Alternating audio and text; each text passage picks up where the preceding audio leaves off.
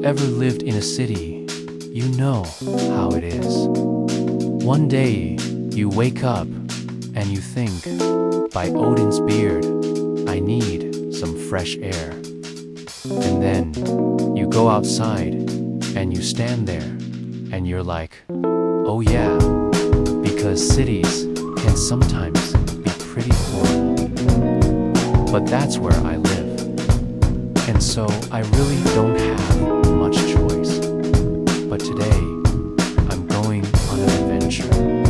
Today, I'm going to leave this place behind, and I'm going to sail away on a Viking ship. Yeah, not a metal monstrosity propelled by burning dinosaurs, but a proper Viking ship. Big, wet, and creaking. Just like the ones they had all those years ago. Oh, hold on. It looks like someone's here to join me. Hey, what's up? You want to come sail the high seas with me? Then hop aboard. Let's get out of here.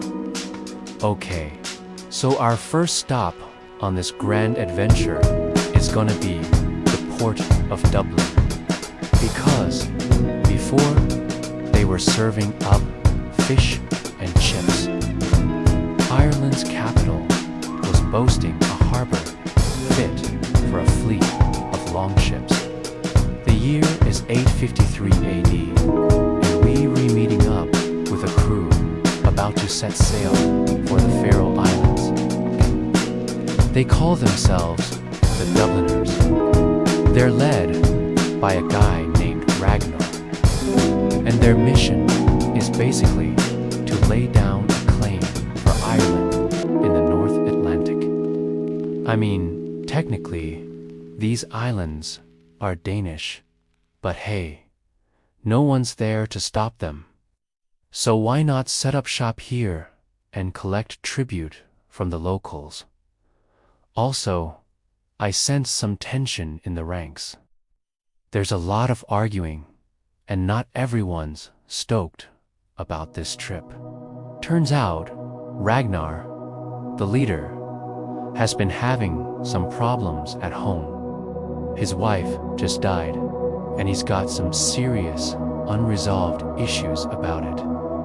Plus, the guys who volunteered for this journey are a little salty over the fact that Ragnar brought along his 2 Christian servants, especially since he won't let them row. That said, there's nothing better than a good fight to get the blood pumping on a long voyage. So the men of Dublin set off into the waves, swearing oaths and brandishing swords, while praying to Thor for fair winds and following seas.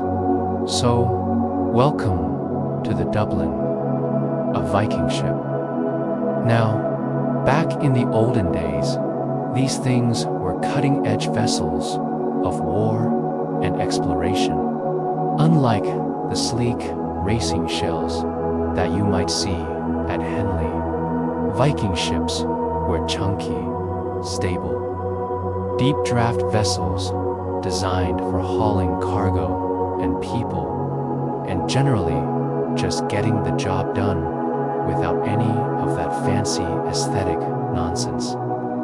They were made of wood, usually oak, and held together with a combination of nails, wooden pegs, and a whole lot of rope. Most importantly, these ships had shallow draft, meaning they could sail close to shore and navigate rivers, which was perfect for raiding inland settlements.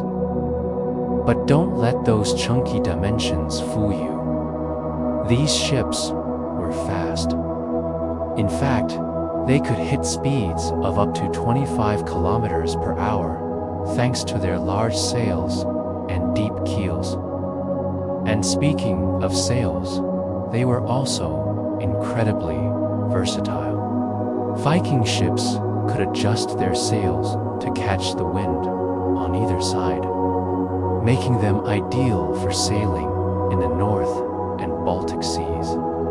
Now, the life of a Viking sailor wasn't easy. These ships were cramped and wet, and the crew had to endure freezing temperatures, storms, and the constant threat of piracy. But these sailors were hardy, resourceful, and determined. They developed advanced navigation techniques, including using the stars and the sun to plot their courses. And they also developed sophisticated shipbuilding techniques that allowed them to build ships that were both durable and fast. These ships enabled the Vikings to travel great distances and explore new lands. But they also played a crucial role in their raids and conquests. Armed with swords, axes, and bows and arrows, the Vikings would use their ships to launch surprise attacks on coastal towns and settlements. The shallow draft of their ships allowed them to sail right up to the beaches and unload their weapons. Once ashore, they would plunder and pillage, taking whatever they could carry back to their ships. The versatility of Viking ships also made them ideal for defense. When the Vikings were not on the offensive, they would use their ships to protect their own coastline from raiders. The deep keel and sturdy construction of the ships made them nearly impossible to sink, and the crew could easily defend themselves against attackers using bows and arrows or by hand-to-hand combat. Now, we've been traveling for a few weeks now, and honestly, the weather has been amazing. There hasn't been a single storm or strong headwinds. The conditions have been so nice, in fact, that it started to worry me. I mean, normally when you're sailing the seas, the odds are that something bad is going to happen. Storms, pirates, disease, all the fun stuff.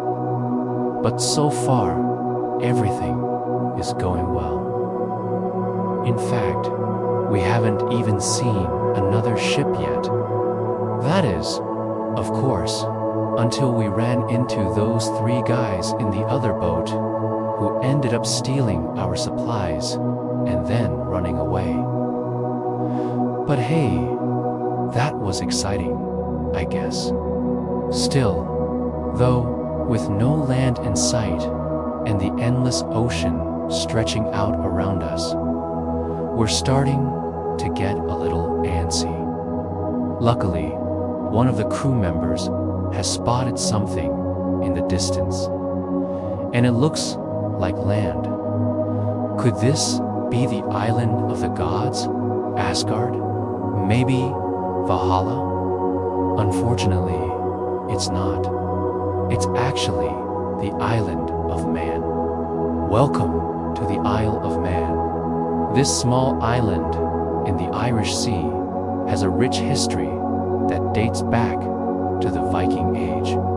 In fact, the Vikings were among the first people to settle on the island, drawn by its strategic location and abundant natural resources. They established a kingdom here that lasted for several centuries, and they also left behind a lasting impact on the island's culture and language. Today, the Isle of Man is known for its stunning scenery, medieval castles, and thriving literary scene. It's also home to the famous TT motorcycle races, which attract visitors from all over the world. Sure, it may not be Asgard, but it's still pretty cool. We're visiting the island for two reasons. First, it's pretty close to Ireland, so we need to make one final stop on the Emerald Isle before we continue our journey. And second, it gives us a chance to stretch our legs and take a break from the monotony of the sea. We arrive at the port of Peel, a small town on the west coast of the island, and immediately set about exploring the island's many attractions. One of the most popular destinations for tourists is the Isle of Man Railway, a narrow-gauge railway that was built in the late 19th century to transport passengers and goods around the island. We decide to take a ride on the railway and enjoy the beautiful scenery as we pass through rolling hills, picturesque villages, and stunning coastal towns.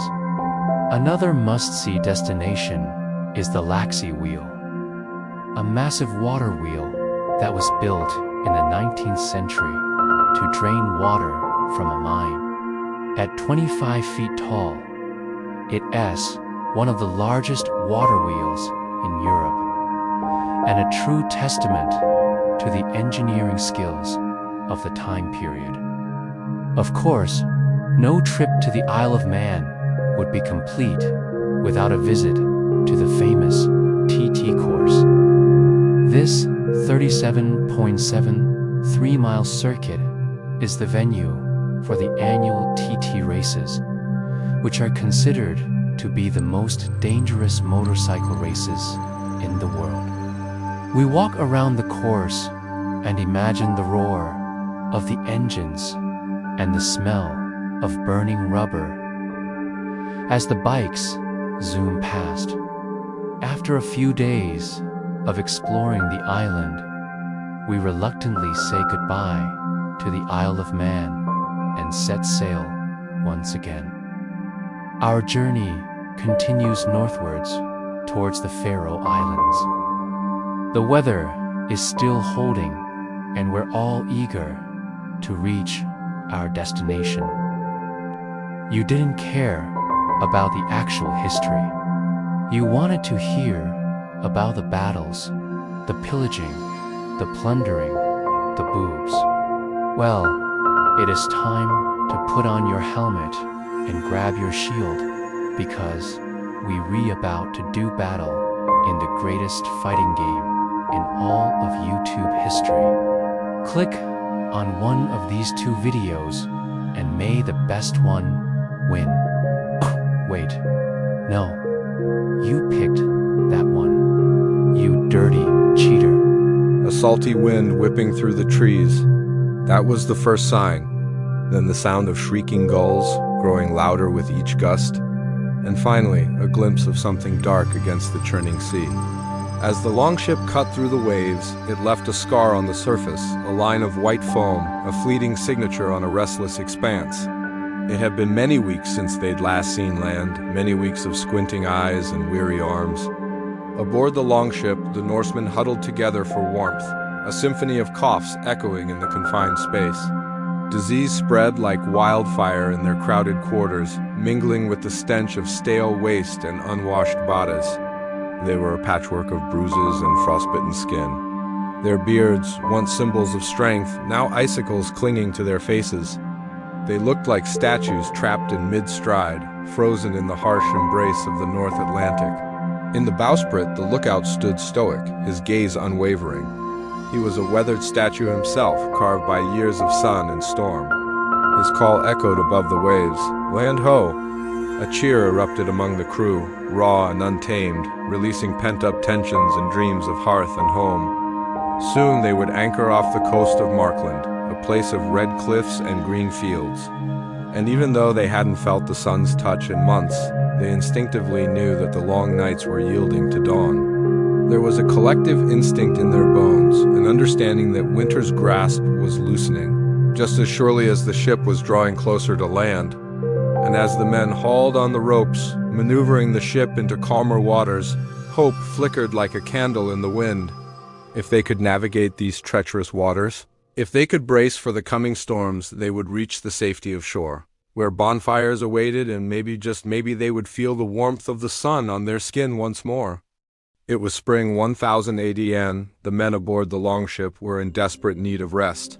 Their journey across the unforgiving seas had tested their endurance, and as the ship pulled into the sheltered bay, they were greeted by the sight that had sustained their spirits. On previous voyages, Markland had offered them respite, fertile lands, bountiful harvests, and most importantly, a chance to replenish their dwindling supplies. Here in this new world, they were far from the watchful eyes of King Olaf Tryggvason, the Norwegian ruler who demanded exorbitant taxes from his seafaring subjects. Leif Erikson sat at the front of the ship with the seriousness of a man wrestling with a weighty decision. His gaze swept over the horizon, taking in the vast expanse of the sea. Behind him, the crew stirred, a mix of anticipation and fatigue on their faces. They had braved the wrath of the North Atlantic, only to find themselves facing another challenge. Supplies were critically low, and the prospect of venturing further into the unknown was daunting. Yet fate, it seemed, had other plans. The winds that had tormented them on the journey were now at their backs, almost as if urging them forward. An inner turmoil raged within Leif, a conflict between the familiar pull of home and the allure of the endless possibilities that lay ahead. The decision he made here would echo through history, shaping the course of not only his own destiny, but that of his crew and the very notion of exploration itself. And so he made his choice. With a nod, he gave the order to set sail. They would press on, guided by the whispers of the wind and the promise of what might lie beyond the next horizon. Leif Erikson, son of Eric the Red, stood tall on the precipice of history. He was a Viking, a fierce warrior, a skilled navigator, and a visionary driven by an insatiable thirst for the unknown. In the annals of history, his name resonates as one of the first Europeans to set foot on the shores of North America, nearly 500 years before Christopher Columbus. Yet Leif's story is more than just a geographical footnote. It's a testament to the spirit of exploration, the relentless pursuit of what lies beyond the familiar horizon. Born around the year 970 AD in Iceland, Leif's life was marked by adventure from the outset. The son of the infamous Eric the Red, who was exiled from Iceland for his turbulent past, Leif grew up on the remote and rugged island of Outstray. His upbringing was as wild and untamed as the landscapes that surrounded him, instilling in him a profound connection to the sea and the courage to navigate its perils. As a young man, Leif's spirit of adventure led him beyond the known world of his time, setting him on a path that would forever alter the course of history. One fateful voyage, while sailing along the northern coast of Europe, Leif stumbled upon an unfamiliar stretch of coastline. This chance encounter would change everything. Recognizing the potential for trade and settlement, Leif named this newfound land Vinland, marking the beginning of Norse exploration in North America. Over the next few decades, Norse explorers, including Thorfinn Karlsefni, followed in Leif's wake, establishing short-lived settlements and trading with the indigenous populations. These expeditions, though often fraught with challenges, opened a new chapter in human history, proving that the Earth was indeed round and that the Americas were not as distant as many had imagined. The legacy of Leif Erikson serves as a beacon to those who dare to dream beyond the confines of the known world. His story reminds us that sometimes it's in the unknown that we find our greatest discoveries, and that the spirit of exploration is a fundamental part of the human experience. As we look back on his incredible journey, let us be inspired by his courage, his curiosity, and his unwavering determination to explore the vast expanse of our planet. For it is through such daring adventures that we expand our understanding of the world and our place within it. And with that, we bid adieu to Leif and his intrepid crew. However, our journey through time is far from over. History's tapestry is woven with countless tales of courage, discovery, and adventure. And we, your humble chroniclers, invite you to stay tuned. For more such enthralling sagas, subscribe to our channel and join our growing community of history aficionados.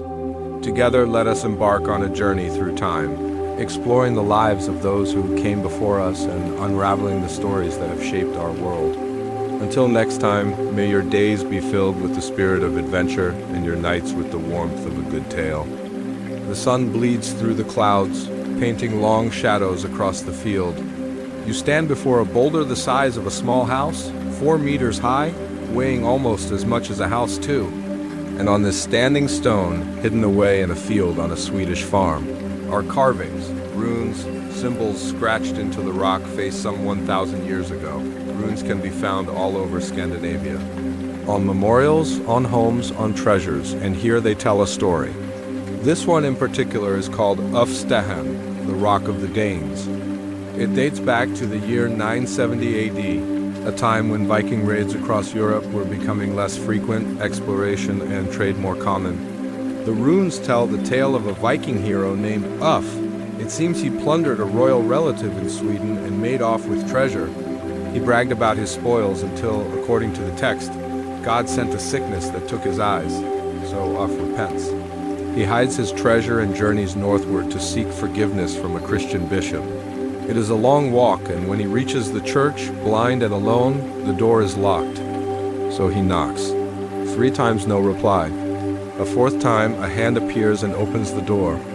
Uf enters and receives the last rites of the Christian church. At his death, he was buried with his valuables hidden in a barrow, marked only by that rock monolith. Like all runnerstones, it is a mixture of the old ways and the new.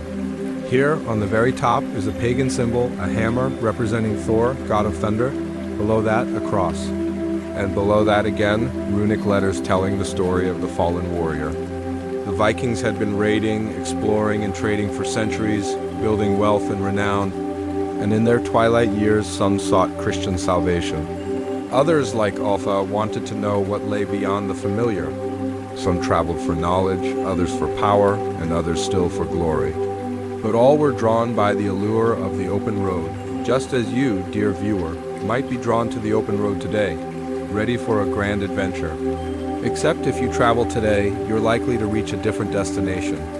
Perhaps you've planned your route with Google Maps, checked into a hotel with a few taps on your phone, and dined on the local cuisine after reading about it on TripAdvisor. Oh, to be alive in a world where a reservation can be made without a single letter being sent, a payment confirmed without a pouch of coins changed hands. But how does one book a hotel room, make reservations, or buy goods online? You need money. Money that is best stored in a digital wallet. And if you need a loan, you want the fastest, easiest, most secure way to get it. BlockFi offers personal loans from $5 to $100,000 with fixed rates and terms from 24 to 60 months. Plus, you can apply from anywhere. You'll see if you reapproved within 60 seconds and receive your funds as fast as the next day. BlockFi loans come with no hidden fees and access to financial guidance from experts who can help you manage your debt. Use your loan to consolidate high-interest rate credit card debt, fund home improvement projects, finance unexpected expenses, and more. And now, back to our story. Our world has changed, hasn't it? Travel is instantaneous, information abundant. But imagine trying to navigate these marvels of technology. Without knowing how to read, think about all the things you do every day that require literacy. Shopping, eating out, signing contracts, banking, voting. Literacy is the key to opportunity, to freedom, to progress. Yet 774 million adults cannot read or write. That's nearly 1 in 5 people worldwide. It's hard to imagine now, but there was a time when the world's population could barely scratch the surface of written language. In the Viking Age, only a fraction of Norsemen could read or write.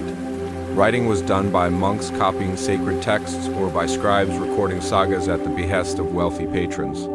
Imagine growing up in a world where books are rare, where stories are shared orally, where knowledge is precious, and where the written word holds immeasurable value. Your perspective, your understanding of history, your entire outlook on the world would be shaped by a scarcity of literacy. And yet some did rise to meet the challenge. Imagine being born into the Icelandic wilderness, your world confined to the tight bonds of family, to the familiar landscape, to the ancient tales spun by firelight. Then one day, everything changes. A saga unfolds outside your window. a wary traveler arrives, bearing news of distant lands and wondrous adventures. Your curiosity is piqued and you ask for stories of faraway places. The visitor obliges, describing rolling hills, towering mountains, and sparkling rivers. The tales ignite a fire within you, a thirst for knowledge that leads you to learn the art of writing. With each stroke of your quill, you capture not just words, but dreams. You become the chronicler of your people, preserving sagas, recording history, and shaping the collective memory. Now, picture yourself as Ari the Wise, a legendary Icelandic chieftain. You stand poised to shape not just your own fate, but the fate of your people. The year is 930 AD. Imagine facing the momentous decision of forming a national assembly. Your choice could lead to unity and prosperity or disunity and ruin. Surrounded by your advisors, you discuss the pros and cons, land to be governed by a king or by elected representatives, absolute rule or shared power. The stakes are high, you weigh the options carefully. Ultimately, you decide to establish a republic. You draft laws, establish courts, and set in motion a system of checks and balances. Iceland becomes a beacon of democracy. But the weight of your decision echoes through the ages. Centuries later, the Althing, the world's oldest parliament, stands as a testament to your foresight. The cheers of your people ring in your ears, but the weight of your choice lingers. Will unity prevail? Will democracy flourish? The answers lie in the hearts and hands of your successors. For centuries, Norsemen raided, explored, and traded across the seas. By the year 1000, they reached Iceland, Greenland, and Vinland, places unknown to most Europeans. Their ships carried not just intrepid explorers, but also intrepid adventurers and intrepid missionaries. Among them was a monk named Adalda Knudsen, a man driven by an insatiable desire to spread the teachings of Christianity. But the path to piety was rarely smooth. Aldag's journey to Iceland was fraught with peril, from storms at sea to the hostility of pagan locals. Yet his determination never wavered. He journeyed deep into the heart of Iceland, seeking out its leaders, preaching to its people, and enduring relentless opposition. Years passed, and Aldag remained steadfast. He translated Christian texts into Old Norse, crafted sermons, and founded churches. Finally, a breakthrough occurred. King Harald Bluetooth, ruler of Denmark, embraced Christianity. And soon after, Iceland followed suit, officially converting in the year 1000, yet Aldag's legacy transcended mere conversion. He had laid the foundation for a new era in Norse culture, education, and morality. His impact reverberated through the centuries, shaping Iceland into a cradle of Christianity. A millennium ago, under the pale glow of the northern lights, a young monk stepped ashore. His name was Thangbrand, a man driven by a singular devotion to convert the pagan Norsemen to Christianity. But he faced fierce resistance. The Norsemen, bound to their traditions, saw his mission as a threat. Thangbrand persevered. He preached tirelessly, endured beatings, and was forced to flee. Yet his resolve only hardened. The king offered him a compromise, to convert the people of the Western Isles, a seemingly impossible task. Thangbrand accepted. Overcoming natural perils and local opposition, he succeeded in converting the Western Isles. Upon his return, the king, impressed by his dedication, granted him control over the Irish Sea, establishing a Christian state that spanned Ireland, Scotland, the Isle of Man, and the Hebrides. Thangbrand became known as Saint Brendan the Navigator, a testament to his unwavering commitment to his faith. Now, as the saga of the Norsemen comes to a close, let us reflect on the tapestry they wove across a millennium. We've journeyed with Leif Erikson along the icy shores of Vinland, pondered the wisdom of Ari the Wise at Iceland's founding assembly, and witnessed the unwavering devotion of St. Brendan the Navigator. Through their stories, we've glimpsed a world forged in the fires of exploration, defined by the challenges of an unforgiving landscape and illuminated by the pursuit of faith and knowledge. Now it's your turn. How does their saga resonate with you? What intrigues you about the lives of these historical figures? Share your thoughts in the comments below. And for more journeys through time, subscribe to our channel. Thank you for watching. The great heathen army had just returned from their latest successful raid in Francia. All around Ragnar Lothbrok, men were celebrating with song and laughter. Mead horns were raised high. And while the tipsy warriors shouted of glory and valor, Ragnar sat with a thoughtful frown on his lips. There was more to life than pillaging and plunder, though he loved those things dearly. What if there was more to being a Viking than fighting and feasting? Perhaps he could also be a builder. After all, it was a Viking birthright to pursue excellence in every endeavor, whether that be in war or in building up, not just tearing down. With that resolve in mind, Ragnar strode over to the Longhouse builders and declared that he would make himself a great hall, so grand that it would become a legendary seat of culture and learning. Excited murmurs rippled through the crowd. Men started sharpening tools and fetching materials. And within a few weeks, the foundation of the hall had already been laid. Then suddenly, the builders stopped. Men gaped up at Ragnar in terror. The Jarl's eyes widened with fear as well, for there before them stood the gods, Heimdall, Thor, and Odin, none other. Odin stroked his long white beard and announced, "Since you wish to build the finest hall in the whole of the north, we shall grant your wish. And because you have shown yourself to be a pious and faithful servant of the Allfather, we shall fill this hall with our wisdom. It will become a temple of knowledge, and its fame shall reach to the very heavens." With that, the gods vanished, and the hall rose effortlessly from the ground, complete and ready for use. Soon, scholars from all across the known world arrived at the hall, eager to learn and discuss. But it's time to go back to reality. Sadly, the great hall given to Ragnar by the gods didn't survive history. His seat of power is just another figment of sagas and stories. However, a number of other Viking longhalls did survive into modern times, and they offer us an amazing insight into Viking culture. Just how grand was a Grand Viking Hall? How big was the biggest Viking hall? And how did these structures affect everyday Viking life? Well, here are the top 10 greatest halls of the Viking Age. Coming up at number 10, the Great Hall of Hidibi. The town of Hidibi was a major Viking trading center, situated right at the edge of the Judish lands and the start of the Baltic Sea. In fact, Hidibi may have been the busiest port in the whole of the Viking Age. From this position, Vikings sailed across the seas to trade with people as far away as the Byzantine Empire. And because trade was so important to the town, Hidibi needed a grand hall to welcome important guests and make them feel comfortable enough to hand over their hard-earned cash. The Great Hall at Hidibi measured about 37 meters long and 8 meters wide, which was big enough to fit 60 dinner tables inside of it. Unfortunately, little remains of the hall today except for a reconstructed wall section and the foundations of the building. But excavations have uncovered a large number of artifacts from inside the hall, including a plethora of 9th century Islamic coins. This suggests that the Vikings at Hidibi were doing brisk business with Muslim merchants, likely selling them furs and walrus ivory in exchange for luxury goods from the Middle East. And now at No. 9, the Great Hall of Lada. Rus was a powerful Viking-speaking state that formed along the rivers and lakes of present-day Russia.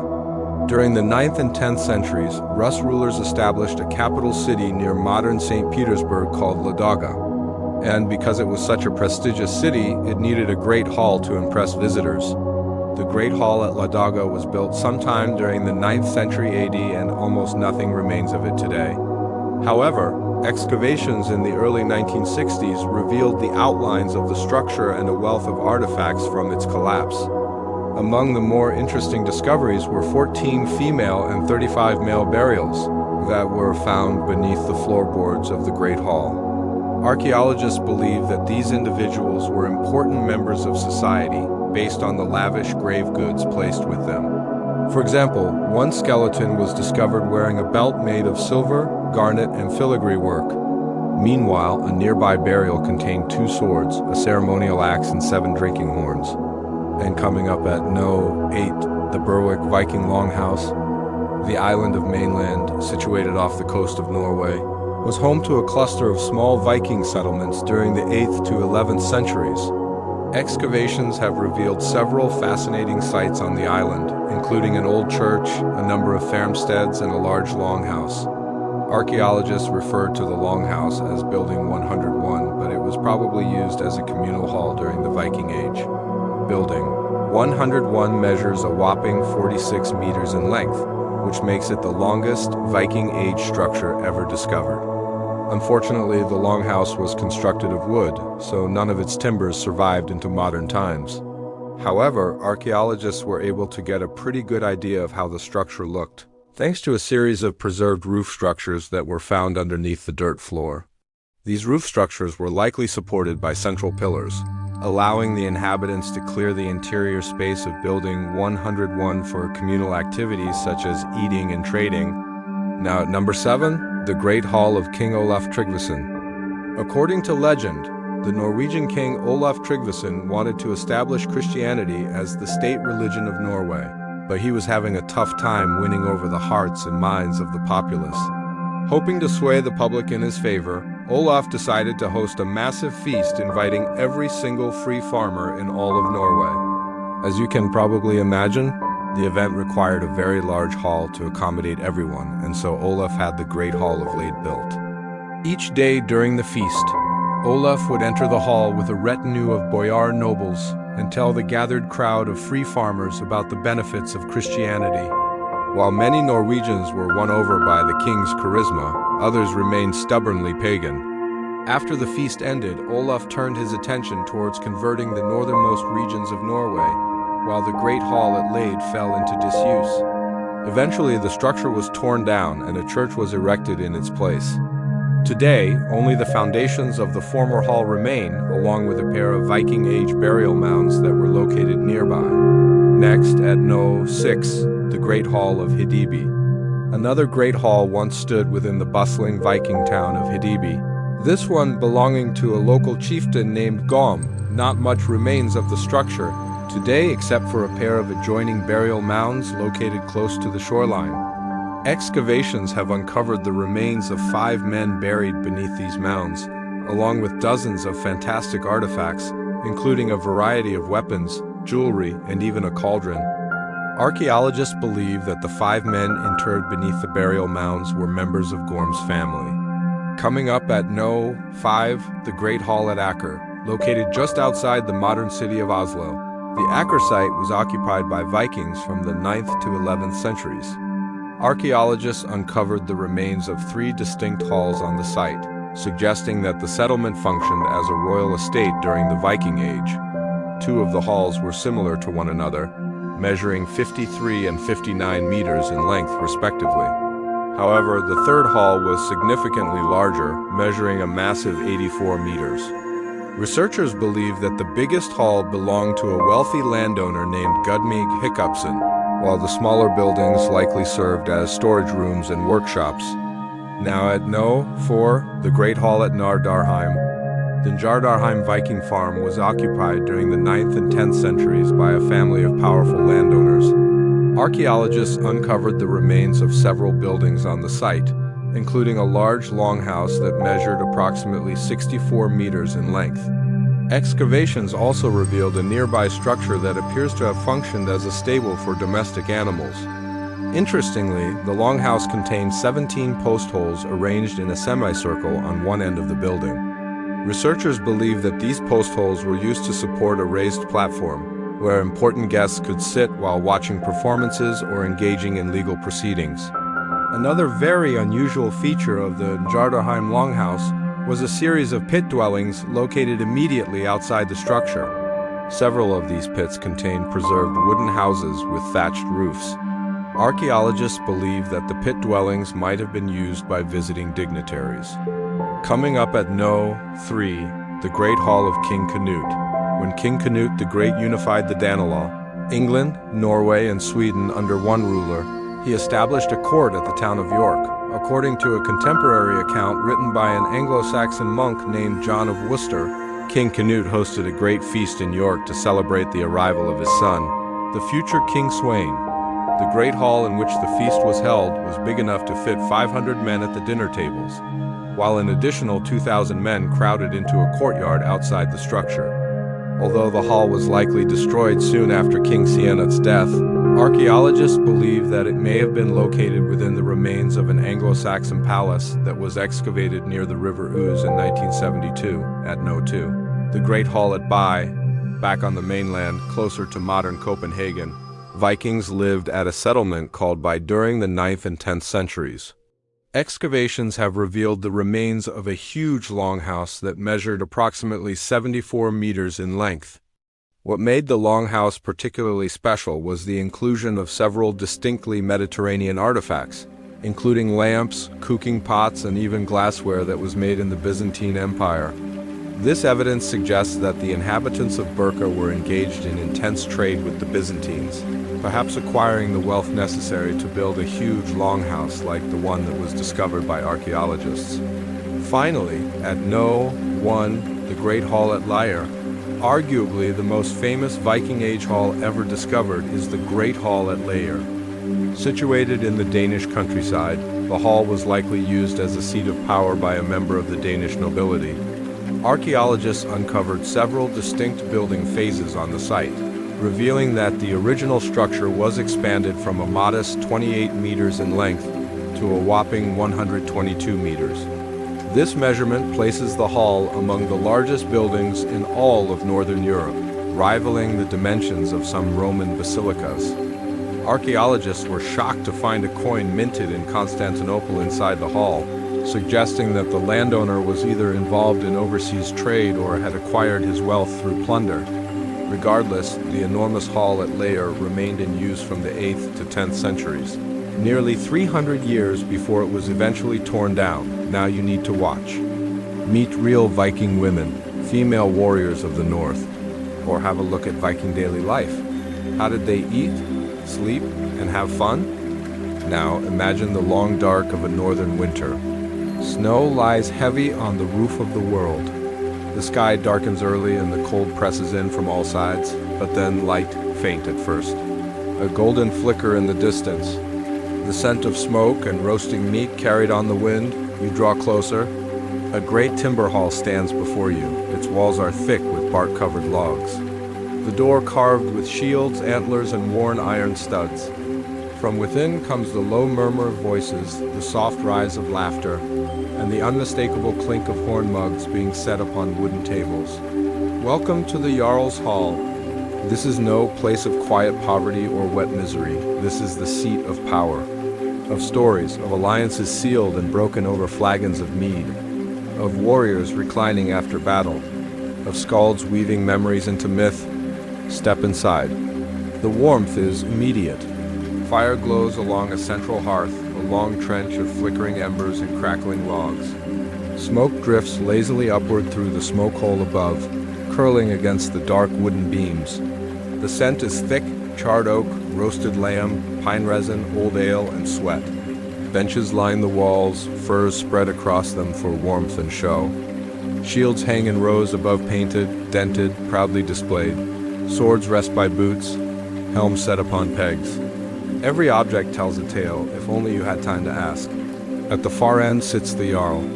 Draped in fur, ringed by trusted men and bold women, his seat raised slightly above the rest. Not a throne, there were no crowns here, but a symbol all the same. Power, in this world, was a living thing, built on loyalty, wealth, and reputation. And reputation was currency, so the boasting begins? One man tells of his voyage to the east, how he traded walrus ivory for fine silks in the Rustlands. Another, a warrior thick with age, growls through a tale of ambush and revenge, each word exaggerated, each pause deliberate. The hall listens, nods, laughs softly, no one corrects. Truth is less important than the rhythm of the story. Then the skald rises, not a warrior, not a merchant, but essential all the same. Imagine him wrapped in wool, a harp or lyre in his hands, voice low and steady. He sings of ancient gods, of Odin's wisdom and Loki's tricks, of the world tree, Yggdrasil, with roots in darkness and branches in light, of Thor's hammer echoing in storm clouds.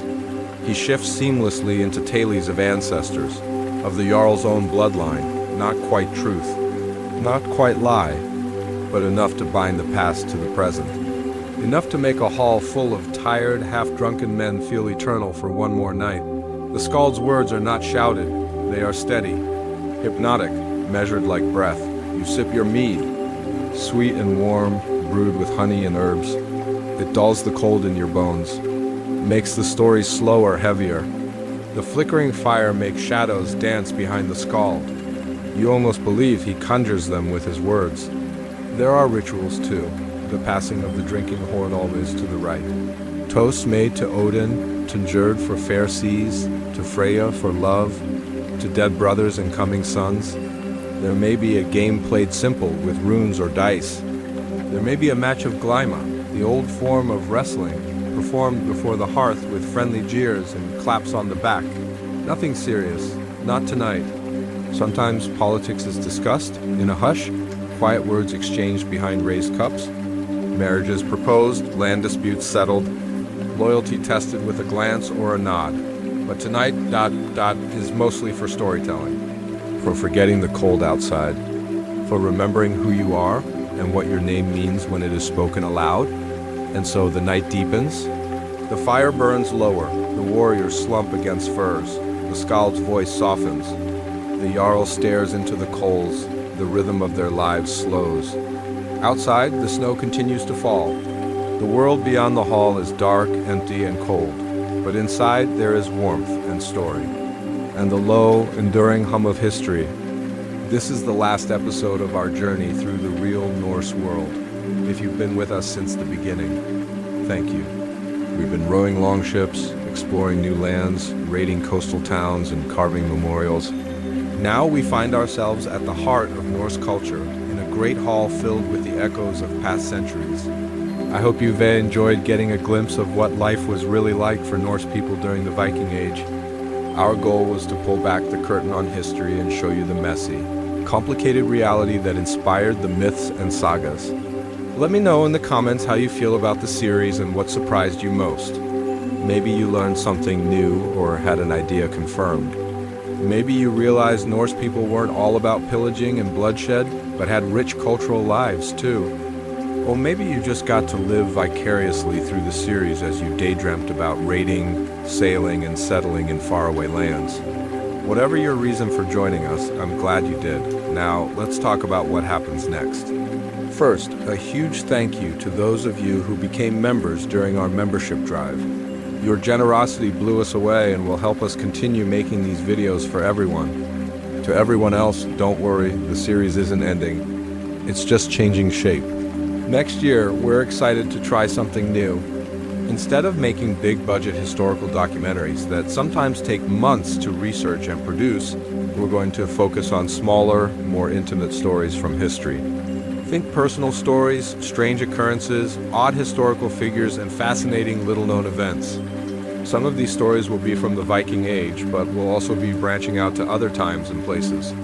The cool thing about this new format is that we can make each episode in about a week, so you'll get more history, faster. If you like that idea, I hope you'll stick around. And if you'd like to support us as we make this change, consider becoming a member. As always, your support helps us make the best videos we can. As we say goodbye to this series, I'd like to quote a passage from the Prose Edda, a book about Norse mythology written by Snorri Sturluson in the 13th century. Remember that everything that has been told about the deeds of the gods and the ancient men must be taken as a riddle. This is wise advice not only for understanding Norse myths, but for understanding history in general. The sources are often incomplete, biased, or riddled with half-truths. It's up to us as historians and as storytellers to sift through it all and piece together a coherent narrative. Hopefully, in doing so, we can shed new light on history and inspire others to keep exploring the past. Thank you for joining us on this journey. May your mead be strong, your halls be warm, and your stories endless. Until next time.